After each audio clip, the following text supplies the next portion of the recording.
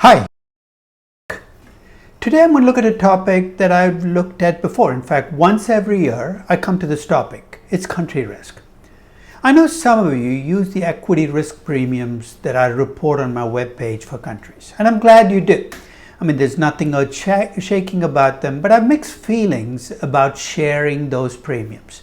Not because I have trouble with sharing something secretive. There's no secret sauce that I use or anything special that I do. But I do worry about these premiums being used like black boxes, numbers that get used in valuation without people understanding the choices and assumptions I had to make to get to them. Country risk in particular has so many different components to it that when you capture it with an equity risk premium, you might sometimes miss the shadings of risk that go into that number. So I want to focus on all of the different things that go into country risk in this session and talk a little bit more about how better to use the equity risk premiums that you see on my webpage. Let's start with the dimensions of country risk. In my view, there are 4 dimensions, and I might be missing a few that factor in significantly into country risk. The first is, what kind of political system does a country have? A democracy, an authoritarian regime? And don't get me wrong, I'm not going to jump to conclusions that democracies are somehow safer and better to operate in than authoritarian systems. We'll talk about the pluses and minuses of both, but that's the first force that I want to talk about. Second, I want to talk about exposure to violence. Let's face it, running a business in a country where there is violence from within or without makes it's much more difficult, it's much more costly. So I want to look at differences in exposure to violence across countries. Third is corruption. I think of corruption as an implicit tax. When you're in a corrupt country, everything becomes more expensive because you got to pay bribes to get there. We'll talk about differences in corruptions across the world and how it plays out in businesses. The fourth and final component I want to talk about is legal and property rights. A business requires 2 things: a court system that enforces the private property rights that run the business. This is my business, you can't take it away. The second is businesses are based on contracts, and courts are there to enforce contracts. And if you cannot enforce contracts, businesses break down. Incidentally, when we talk about legal systems, it's not just the quality of the laws that matters, it's the timeliness with which they're enforced. A court system where it takes decades to get your rightful say is just as bad as a court system when nothing happens in the first place. So let's look at difference in countries on each of these. Let's start with political structure.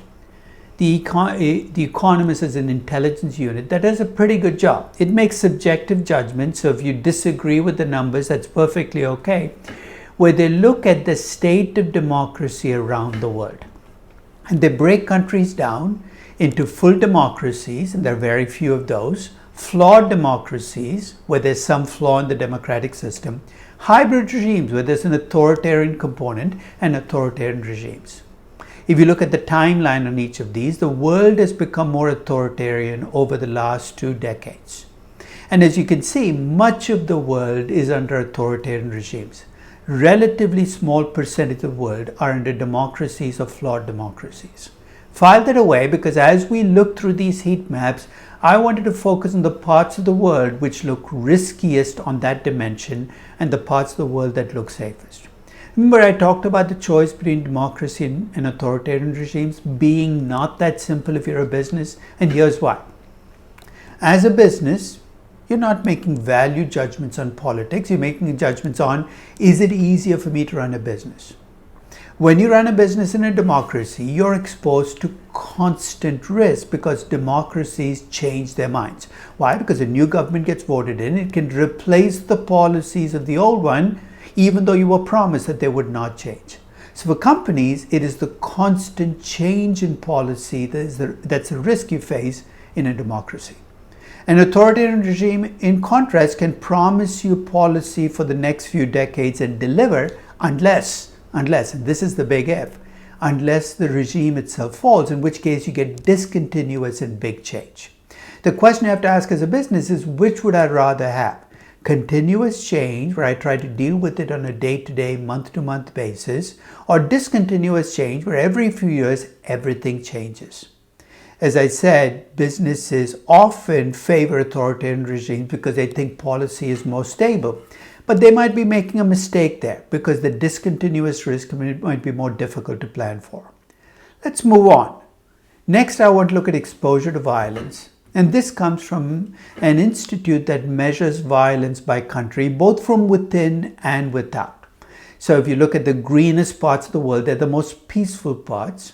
And presumably, it's easier to run a business in a more peaceful part.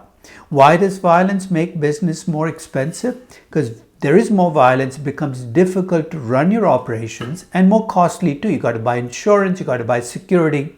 You'd rather be in safe parts of the world than violent parts. And as you can see, there are big chunks of the world which are violent. And that violence exposes business to more risk. Here again, though, there are judgment calls that these institutes make in measuring these scores. So then don't take it out on me if you feel you live in a peaceful country and you see yourself colored red or even yellow. The third component I want to look at is corruption. Why is corruption a problem? If as a business you're in a corrupt environment, everything becomes more expensive. And you might not be able to see it as a traditional expense, but it is an operating expense. That's why I call it an implicit tax. Here again, as you look across the world, you can see that the most corrupt parts of the world are colored red or orange. The least corrupt parts are green. Here again, Europe, North America, Australia tend to be among the least corrupt. And if you look at big chunks of Asia and Latin America, you see corruption pick up.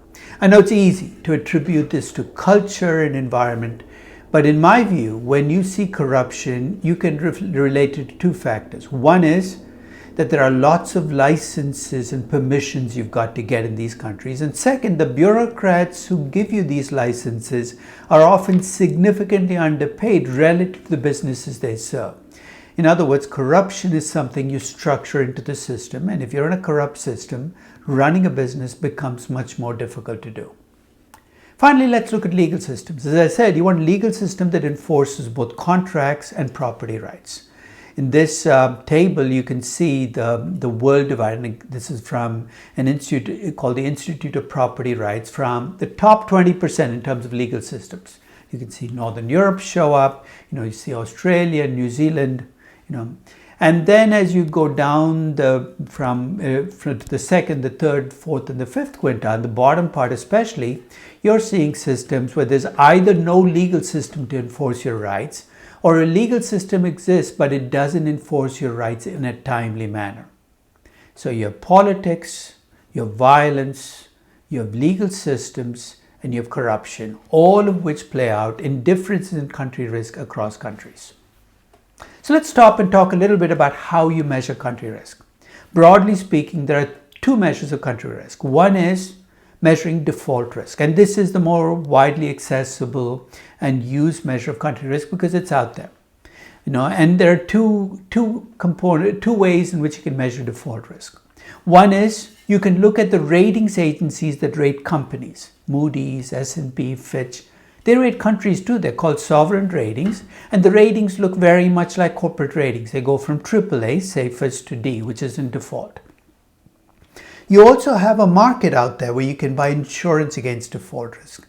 This market set number is called a sovereign CDS spread. And effectively, it gives you a market measure of how much default risk investors see in a country. So some measures of default risk. The problem with default risk, it's a narrow focus. After all, country risk can come from lots of places that don't show up in default. Classic example for this is the Middle East, where most countries have very little default risk because of a lot of oil cash flows coming in, but they might have other components of risk you worry about as business. There are services that measure more composite country risk, bringing in other dimensions with a score. The problem with these services is they vary in what they look at. They're subjective, and the scores are not standardized. In some cases, scores go from low to high, with low being riskiest and high being safest. Another service might have high scores being riskiest. There is no way you can compare across these scores. But let's take a look at ratings first. Let's first look at the fact that sovereign ratings have become far more common over the last 4 decades. In 1985, there were only 13 rated sovereigns, and 11 of them were AAA. In 2025, there were 143 rated countries, and these are Moody's ratings. There were only still 11 AAA. In fact, there were 15 or 16 AAA rated countries 15 years ago, and over the last 2 decades, the AAA ratings have shrunk. Britain was among the first AAA rated, then you got France that lost it, and in May of this year, and I'll talk more about this, the US lost its AAA rating with Moody's. In fact, it had already lost its AAA rating with Fitch and S&P before, but the US now does not have a AAA rating. That does create a change in the way I measure equity risk premium by country that I focus on. But the number of countries with sovereign ratings has clearly gone up, but fewer and fewer of them are AAA rated. So if you want to get a sense of ratings at the end of June of 2025, these are the Moody's ratings. And you notice that there are 2 ratings for every country. A foreign currency rating, measuring default risk when that country borrows money in a foreign currency, and a local currency rating. For most countries, the ratings are roughly the same, and they capture at least Moody's assessment of default risk across the world. If you get a chance, you might want to superimpose this heat map on the heat maps you saw for violence and politics to see if there's a correlation, but you can see that ratings vary across the world. Europe has the biggest concentration of AAA rated countries, especially Northern Europe. Canada is now the only AAA rated country in North America, with the US dropping down to AA. So basically you can see the ratings have shifted over time for the US. Australia and New Zealand still retain AAA ratings, but there are big chunks of the world that remain at very low ratings. Now, the problem with, of course, ratings agencies is that people assume they're biased. In some cases, they are biased and that they get things wrong. My biggest problem with ratings agencies, they're slow to catch on. It takes them years before they adjust the rating to reflect the changes happening in the grid. That's why I think it's nice to have a market-based estimate of ratings, and that's what a sovereign CDS spread gives you. These are sovereign CDS spreads at the start of July of 2025, and as you can see, the sovereign CDS spread is an annual number. If you take a country like Brazil, the sovereign CDS spread is 2.55%. You're saying, what does that tell me? If you buy a Brazilian government bond and you want to protect yourself against default, you can buy a Brazilian CDS spread. So let's say on the Brazilian government bond, you paid 7% in dollar terms. The CDS spread would require you to pay 2.55% as insurance, leaving you with only 4.45%, but presumably no default risk. Now, if you're saying you're looking at the second column, you say, what is it net of the Swiss? Switzerland in July of 2025 had the lowest CDS spread of any sovereign. I've netted it out. Until last year, I used to net out the US, but I now net out Switzerland. This is the first fallout from the US losing its sovereign rating. So think of that as a net spread, net of the safest country in the world. So these are market set numbers. The pluses, they reflect things happening on the ground almost instantaneously. The minuses, they're much more volatile, the market set numbers. Both measures of default spread. If your interest is more composite, there are lots of services that provide a composite score. The Economist does it, the World Bank does it. I use a service called PRS, not because I think it is the best, but because I've used it for the longest period. This gives you the breakdown of country risk as they see it, and they give it in the form of a score. Their scores go from low for the riskiest countries to high for the safest countries. As you can see, the 5 safest countries according to PRS in July of 2025 were Denmark, Switzerland, Norway, Singapore, and Ireland. And if you look at the riskiest countries that started July 2025, there were Lebanon, Sudan, Yemen, and Syria. No surprises there, but there are some surprises in the middle. I'm not quite sure I agree with PRS on some of their scores, but it is what it is. When you use a service, you get the whole basket. You can't pick and choose. Now, of course, my interest in country risk is not in the abstract. It is because I need an equity risk premium to use in my valuation. And I've been estimating country equity risk premiums now for close to 3 decades, and I'm going to lay out how I do it. I start by estimating what I call a mature market equity risk premium. This is the equity risk premium from which I build off, and it's the equity risk premium assigned to all mature markets. I've been lazy in classifying mature markets and treated AAA rated countries as mature markets. And in particular, until this particular update, I've used the equity risk premium for the US as my mature market premium. I'll talk about what I do differently now that the US has lost its AAA rating. But if you look at the standard approach, many people have used the US as a mature market. And in fact, most practitioners have used a historical risk premium. What's a historical risk premium? It's what US stocks have earned over bonds over the last 80, 90, 100 years. I think that's bad practice. It's backward looking, noisy, and not reflecting of the world we live in. This is not the 20th century with the US as the dominant economy. I'm going to give you an alternative that I call an implied premium, which is forward looking. But even for the US, I'm getting an implied equity risk premium that I don't think is quite a mature market premium. So there's an adjustment I have to make because of the downgrade. Now, to get equity risk premiums for other countries, the standard approach has been to add a default spread for that country to a mature market premium, which until recently was the US premium. In my modified approach, I am going to come up with a mature market premium, which starts with the US premium and adjusts for the default risk in the US. But then I'm going to scale up the default spread for each country for the higher risk that I think equities face relative to government bonds. So with no further ado, let me present to you my forward-looking equity risk premium for the S&P 500. This is at the start of July of 2025 when the S&P 500 was trading at 62.05. Here's what I do to get an implied equity risk premium. I first estimate expected cash flows from owning the S&P 500 every year for the next 5 years. These cash flows come partly in the form of dividends, partly in buybacks. I start with the existing cash flows and I apply a growth rate based on what analysts are projecting as growth in earnings for the index.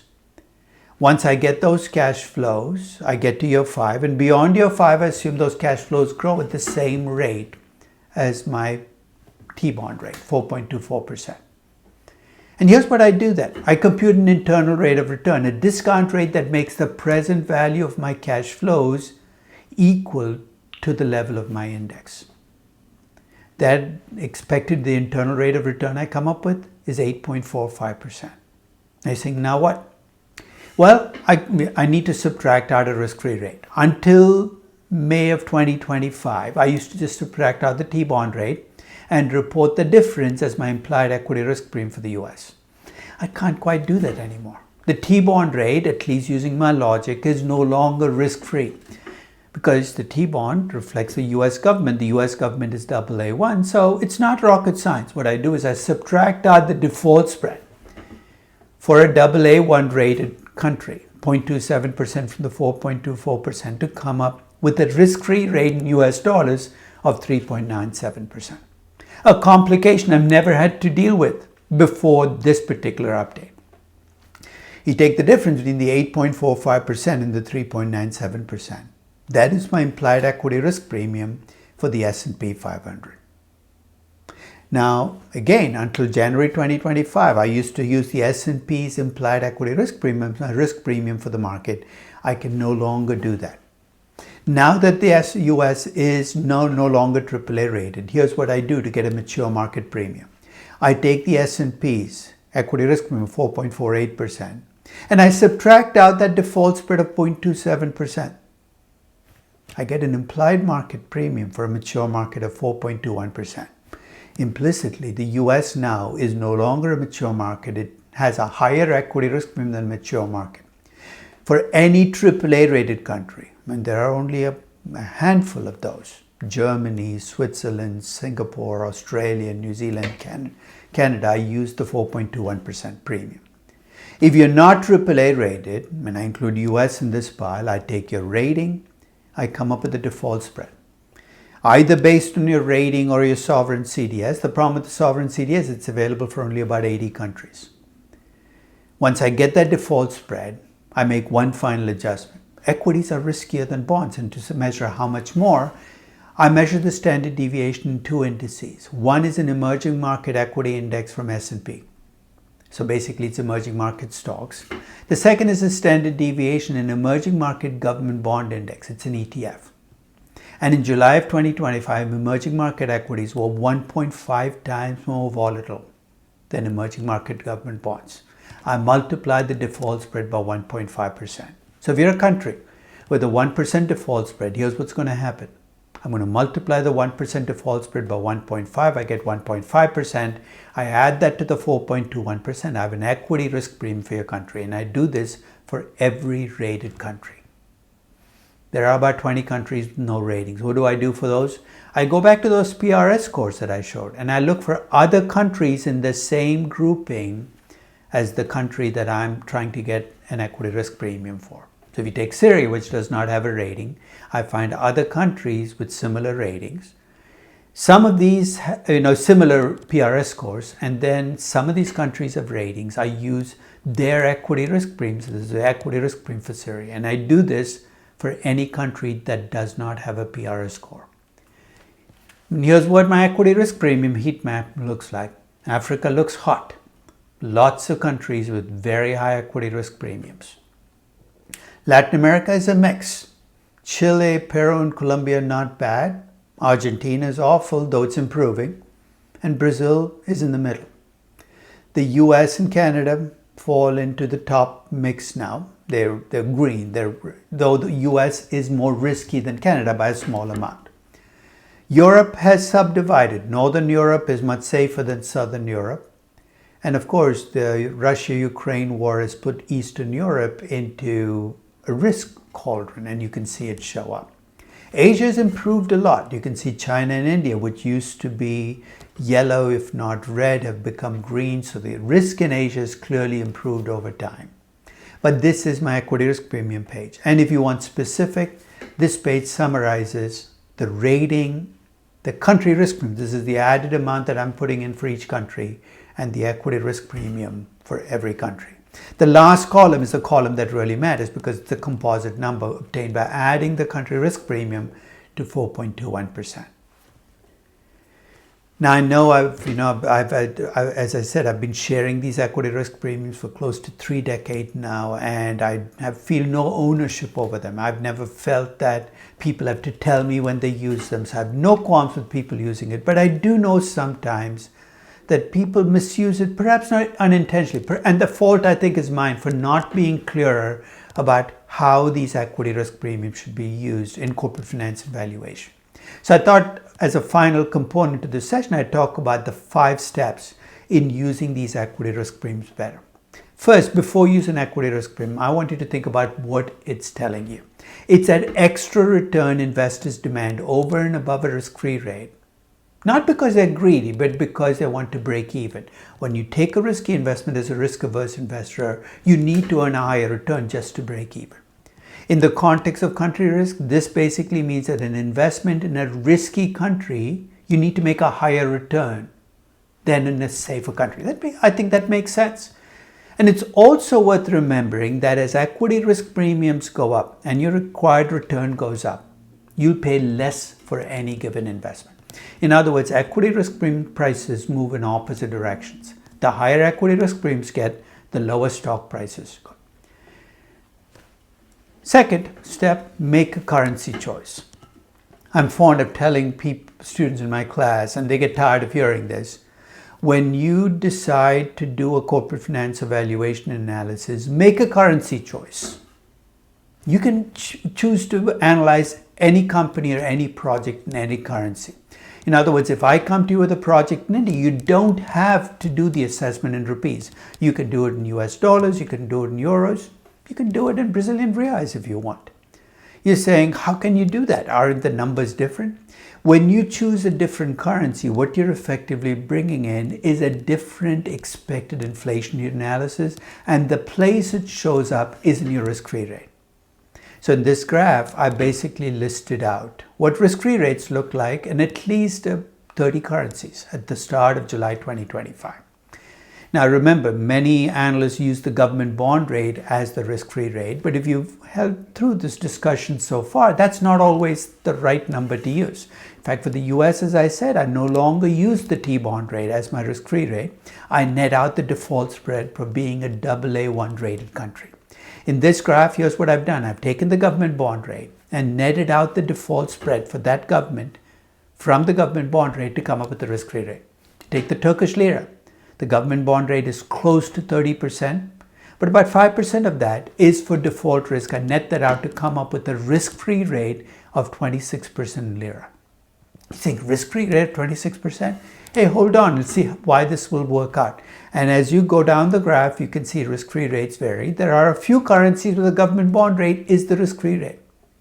The euro, where I use the German euro bond rate, the New Zealand dollar, the Australian dollar.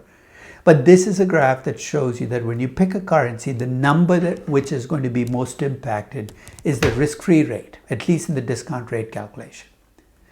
Third step, you have to estimate an equity risk premium. And there are two contexts where equity risk premiums are needed. One is in project analyses, where you're looking at a project in a country saying, what cost of equity should I use for this project? And my advice there is, it doesn't matter where the company is incorporated or located, it's where the project is spent. So if you're a US company looking at a Brazilian project, your equity risk premium should be the Brazilian equity risk premium. If you're valuing a company, my advice is look at the places that it operates, not where it's incorporated. If you're in 11 different countries, your equity risk should be a weighted average of the equity risk premiums of those 11 countries. Weighted based on what? You can weight it based on revenues. If you're a consumer product company like Coca-Cola, you can weight it based on production. If you're an oil company or a natural resource company, you could bring in a mix of both production and revenues. If you're a company like an automobile company, we worry both about where your manufacturing plants and where you sell your cars. But I think the key component here is risk comes from where you operate, not where you're incorporated. And then estimate the company-specific risk exposure numbers. Now, in the context of equity, you need to make an assessment of, is your company a riskier or safer equity than the average equity? Now, this is going to piss some of you off, especially if you don't like the CAPM and betas, but a beta is a measure of relative risk. A beta 1.2 means you're 1.2 times more risky than the average company in the market. You don't like betas? I've written an entire piece as an alternative to betas. Take a look at those alternatives. But ultimately, you need a measure of relative risk. Because here's how it plays out. Your cost of equity will be the risk-free rate in the currency of your choice, plus the beta times the equity risk premium, the country or countries you operate in. Now, incidentally, beta measures not just risk, but risk you cannot diversify away. I know in textbooks and in classrooms, you're often told to run a regression. I think it's a terrible way to estimate betas. I think betas are better estimated by looking at industry averages, or what I call bottom-up betas. I report betas by business. Those are the betas I use when I estimate the beta for a project or a company. So for cost of equity, you need a measure of relative equity risk, a beta. For cost of debt, you need a measure of default risk for your company that you convert into a default spread. Of course, if your company has a bond rating from a Fitch or an S&P or a Moody's, you can cheat and use the rating. But if it doesn't have a rating, if you don't trust the rating, you can estimate what's called a synthetic rating by using the financials. I use the interest coverage ratio to come up with the synthetic rating and the rating to come up with the default spread. Incidentally, using our discussion of risk-free rates as our starting point, if you're a company in a country with sovereign or default risk, that company bears a double burden. In what sense? It has to carry its own default risk as well as the country's default risk. God help that poor Turkish company, right? It carries its own default risk and the country risk for Turkey. But it is what it is. Life isn't fair. And finally, that currency choice you made in step 2 now has to play out in your cash flows. If you decide to assess an Indian project in dollars, your cash flows have to be in dollars. If it says in rupees, it has to be in rupees. But let's take a Turkish project. You can assess a Turkish project in lira. As I said, your inflation rate will be high, which will push up your discount rates, 20, 25, even 30%. You say, oh, that's awful. My discount rates are going to be high. That's true. But when you assess your cash flows in lira, that same inflation is going to give you a tailwind, pushing up your growth in your cash flows. You'll have high inflation in your discount rate, high inflation in your cash flows. You take that same project, you assess the entire project in euros, your discount rate is going to be lower, country risk notwithstanding. But your growth rates and your cash flows will also be lower because you're incorporating a much lower inflation rate. The key rule when it comes to corporate finance and valuation with currencies is to be consistent. Now, of course, at this point, you're probably tired of country risk, but if you want more, first you might want to see a therapist. But if you get past the therapist meeting and you want to do more, here are places you can go. One is every year I do an annual update on country risk. It's long, it's boring, it's 140 pages long. And if you're interested, you click on that link, it'll take you to my country risk paper, and you can, if you have the time and the inclination, read the whole paper. It'll give you the gory details of everything we've done. If your interests are more in the data, I have a spreadsheet that contains the equity risk premium, so you can see the details of how I come up with the numbers. If your interest is in actually computing an implied equity risk premium, download the implied equity risk premium spreadsheet. Put simply, I don't own the high ground on this. I know this is my approach. I'm comfortable with it. I use it because to me it's a pathway. I'm a pragmatist. I have a valuation mission. I have to get there. You might, so if you disagree with something that I do, don't bitch and moan about it. Go in and fix, make it your own. Change the thing that you don't like and make it your own. I hope you found the session useful, and I thank you very much for listening.